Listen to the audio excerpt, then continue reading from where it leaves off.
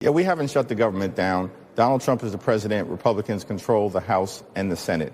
And what we've repeatedly made clear is that we would not support a partisan Republican spending bill that continues to gut the health care of the American people in an environment where Republicans already enacted the largest cut to Medicaid in American history. Hospitals, nursing homes, and community-based health centers are closing because of Republican policies in their one big ugly bill all across the country. Medicare is facing a $536 billion cut at the end of the year unless Congress acts, again connected to the one big ugly bill. And now Republicans are refusing to even consider extending the Affordable Care Act tax credits when open enrollment starts on November 1st. This is a now issue.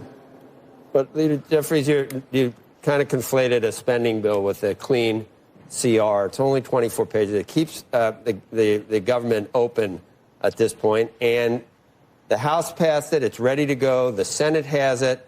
I know that the Republicans control everything, but you know how the filibuster works. And God forbid Republicans, fold on the filibuster, because it'll be used, both parties will use it against the other. It's one of the last safeguards that make the Senate different than the House.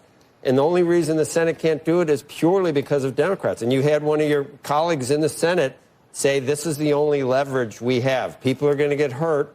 This is the only leverage we have to get what we want on health care. That's a bad look. Boy, oh boy, oh boy, oh boy, oh boy. So we got to talk about some dire warnings that are going out from the federal government, state governments, airports, due to the fact that Democrats have decided to hold the country hostage, to shut down the government because they want to virtue signal to the far left. Okay, Hakeem Jeffries and Chuck Schumer, they're trying to save their political careers because they know that the socialists smell blood in the water, and they're going to primary Chuck Schumer and Hakeem Jeffries, okay, because of the fact that they're seen as weak, right? They're too weak to take on Trump. So in order to virtue signal their strength, they, again, are holding the country hostage. They're shutting down the government, and that has consequences. Like, for example, when it comes to airports, air traffic controllers, federal employees that work at airports, they're not being paid, okay? They're about to start missing paychecks, and because of that, they're having staffing shortages. And, yeah, this is a big deal. It's a big, big, big deal for anybody who is looking to travel during the holidays because, first and foremost, there's going to be longer lines, longer waits, more disgruntled employees. But also on top of that, again, people may not be able to work as efficiently or safely as they otherwise could work. And is at the point now where Democrats have essentially admitted that they want pain. They want pain before they decide to fold to Republicans, a.k.a. They be willing to wait until planes start crashing before they decide that they want to open back up the government. That's the way I'm interpreting it. I mean, shutdowns are terrible. And of course, there will be, families that are going to suffer. We take that responsibility very seriously. But it is one of the few leveraged times we have. They have had months to negotiate. And you reopen the government, and we lose our leverage, and they say, well, we want this, we want that. No, there has to be an agreement right now. That's what this whole shutdown is about. Some of our young controllers in the academy and some who have been given spots in the next class of the academy are bailing. They're walking away. They're asking themselves, why do I want to go into a profession where I could work hard and have the potential of not being paid for my services? And so we're seeing that real consequence right now. That affects my ability to continue this surge and get more people, more young, well-trained controllers into our system. Mornings usually are easier, but you can really just feel the building pressure on the entire air travel community as this shutdown goes on. And I'll say first, there are some non-shutdown related things that have also been just regular problems cropping up that you would expect in the airline industry. Last night, Alaska Airlines, for example, they had a major IT outage which resulted in hundreds of flights being canceled all across the country, a lot of frustrated flyers. But that is on top of this just increasing strain that this ongoing shutdown has put on the entire airline industry. So according to the FAA, as you noted, Kate, multiple staffing shortages were reported across the country in air traffic control facilities, more than a dozen. Kate, that's including cities like Nashville, O'Hare, DCA, Houston, New York, Indianapolis. The list goes on, Albuquerque as well. And specifically what I can tell you is that while that directly hasn't led to all of the delays that we're seeing across the country. Some are due to staffing shortages. There's, of course, weather and other things as well. There definitely is an impact being felt. And what we can say is that, according to the FAA, there have been 210 staffing shortages that have occurred since the shutdown began. Now, that number might not mean much to the average person because there are staffing shortages all across the country in a normal non-shutdown scenario, but that number is 4 times larger than the normal amount that we're used to seeing in this period of time. So the shutdown clearly having an impact. And when you have staffing shortages, oftentimes airports and air traffic controllers have to start to slow down the amount of flights that are coming into various different cities. And then you have food stamps, okay? This is what a lot of liberals are concerned about. They're concerned about their welfare benefits being cut off. And states are warning across the country that, yeah, if this government shutdown does not end soon, right, very soon, the benefits are not going out, right? People are not going to get their welfare checks if the government continues to stay shut down. So without further ado, let's get into this. States are warning struggling Americans rely on food stamps to pay for groceries that they may miss out on benefits come November. It comes after the USDA sent out letters saying that if the lapse in appropriations continues, there will be insufficient funds to pay full benefits next month.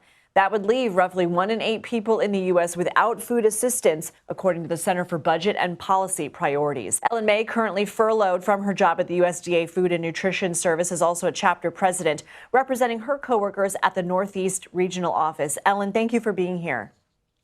Thank you so much for having me. The impact of the shutdown on SNAP benefits comes on the heels of President Trump's mega bill. It already cut the program by more than $180 billion over the next 10 years. Can this program cover the needs in our country? What happens to the 42 million Americans if not?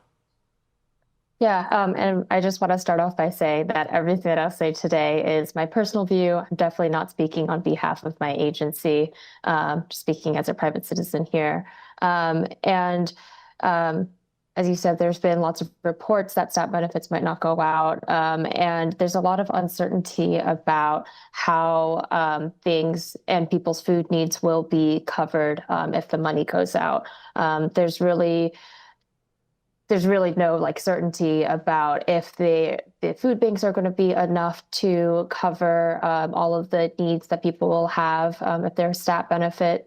If their SNAP EBT cards don't swipe when they go to the grocery store, or if there will be other funds coming in, especially like me as a furloughed worker, we usually know more sitting on the other side, but we really don't know a lot right now since we're all in the furlough.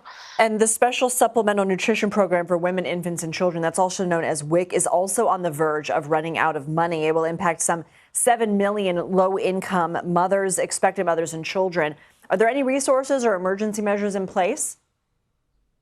So I've seen that the National WIC Association, first at the first half of the month, they announced that the White House had given them extra funding so that people could have WIC benefits in the month of October. And I saw that they released a memo within this past week asking for the White House to take action to do that again.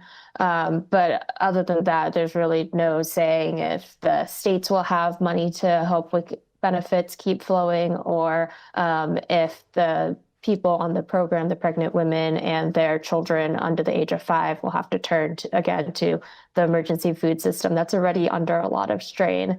One of my members volunteers at a food bank, and recently they said that the food bank opens at 8:30, goes until 11, and by 9:30 we're already starting to run out of some food. So not sure if it'll be enough. So I'll say this about SNAP being cut off, right? Because low key, right? I'm kind of like, this might be an interesting experiment, right? This might be an interesting experiment. I feel bad for disabled people, like actual disabled people. Okay, if you're actually disabled, you cannot work. If you're elderly and you're losing your SNAP benefits, I feel bad, right? I genuinely feel like it is wrong for Democrats to hold the government hostage in order to cut SNAP benefits to Americans who actually need the benefits, right? So I legitimately feel bad for those people, and yeah, I'm hoping that the government is open soon so that those people can receive the assistance that they need. But for the welfare queens, right, the single baby mamas, the people who don't want to work, you know, it's hard for me to really feel too bad. I think that this experiment might be an experiment that may be worth continuing, right? It might make sense to make some of these cuts permanent, right? To turn it off permanently for some people. I'm just saying, right? I'm just saying. This may motivate people to get some jobs, right? The labor force participation rate in this country has continued to go down, right? It's continued to go down. And I think, again, part of the reason why is because we got too much government handouts going out to people. It's too easy to get.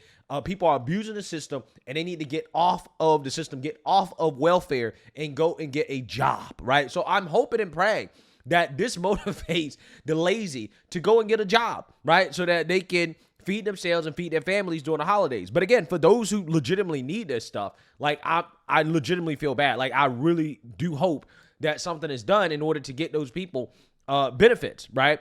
But everybody else, you know, hey, you're going to have to fend for yourself, right? If the government doesn't open back up. So with that being said, there is one Democrat that is telling the truth about, again, why this shutdown is happening.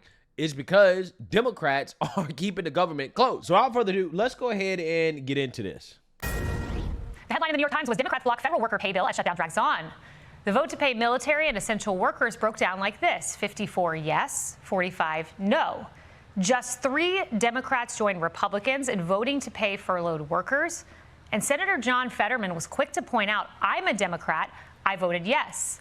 Senator Fetterman has been one of the clearest voices in calling for an end to the shutdown, analogizing the situation to Groundhog Day. Yeah, so again, I want you guys to understand just how callous Democrats are and just how much they gaslight this country. And I honestly don't understand how anybody votes Democrat at this point, right? Like, I don't understand anybody who, like, genuinely, if you vote Democrat, why do you like being lied to? I really don't get it. They have voted time and time and time again, right? It's been like 13, 14 times that Democrats have voted to not open up the government. But yet they're the ones that are pointing the finger at Republicans and saying, well, it's their fault. It's their fault that the government shut down. When they're the ones that are literally voting to keep the government shut down. Democrats are so callous that they voted against paying our military, federal workers, and Capitol Police. They voted against that. Now, why did they vote against it? The reason why they voted against it is because they want pain. They want people to feel pain. They want you to go hungry. They don't want grandma or a disabled person to get food stamps or SNAP benefits. They don't want that, right? They want people to suffer and then to point the finger at Republicans and pretend like it's Republicans' fault. They want planes to crash. They want congested airports. They want to inconvenience your life as much as possible, okay? And then point the finger at Trump and pretend like he did that to you when it's actually them doing it to you. And they're only doing it because they want to save themselves from the far left socialists, the communists who are currently primarying these Democrats, okay? This is why they're so hell-bent on trying to save healthcare for illegals, right? Because, again, they know that this is the type of stuff that the far left wants. This is what they support, okay? This is what they support. So, again, I just want people to understand, like, if you vote Democrat, I don't understand how is it that anybody in this country right now is blaming Republicans when Democrats are literally voting against open up the government. It's a continuing resolution on the table, and I don't even like the continuing resolution. And the reason why is because they are still spending the same amount of money they were spending under Biden, which I disagree with heavily. I heavily disagree with. But we got to be honest about this. It's not Republicans. They're not the ones that are the problem. It is Democrats. They are the problem.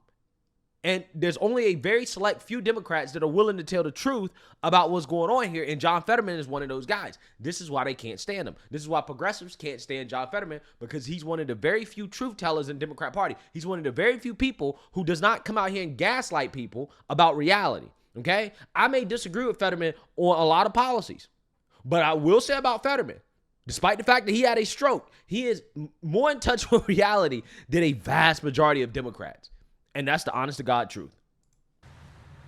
Are you surprised that vote after vote, it's just been 3 Democrats time and again who voted for this bill? Does that surprise you? Yeah, it's Groundhog Day, you know, and I'm just saying, and it's not entertaining. That's a great movie, but this is Senator Fetterman joins me now. Senator, an honor to have you. That clip was from Tuesday, and you said you weren't surprised by the continual votes by your party to not reopen the government. But were you surprised when the vote came on Thursday to pay military, to pay furloughed workers, and you were just one of 3 Democrats saying, let's pay these essential workers? I mean, I'm not surprised when they. I do believe that there's a critical mass of my fellow Democrats that are dug in, and now until there's an absolute ironclad kind of a deal, and I do fundamentally believe Leader Thune is an honorable guy, and I do believe we could have a sincere conversation, after we can open it up, and then we don't have to do this 3-card Monty about do this, do that, do the other thing. Let's just open it up. And then we have our SNAP, we have everyone's paid, and then we can have that conversation to see if we can extend those tax credit deals, because I do believe there are enough Republicans that would like to see that too. And now for me, I don't check. It's like, are we winning? Are we losing? And the thing, it's like, because I guarantee America is losing in this place right now. No doubt America's losing in this, Senator. And I wonder, you're in the halls of Congress. You are in some of these meetings with fellow Democrats. And do you hear privately some of your Democratic colleagues saying, we got to end this thing? Well, I mean, I just know that 2 things must be true in this situation right now. SNAP depends on 2 million Pennsylvanians to feed themselves. And I believe it's about 40 million Americans across the nation. That's a big deal right now. And now we all realize that a lot of the premiums are going to go up, and we might want to address that too. We can support those 2 things, but I think it's fundamentally wrong regardless to shut our government down for those things. The Republican side has their priorities. We have our priorities. I think we have to agree that our government must be open.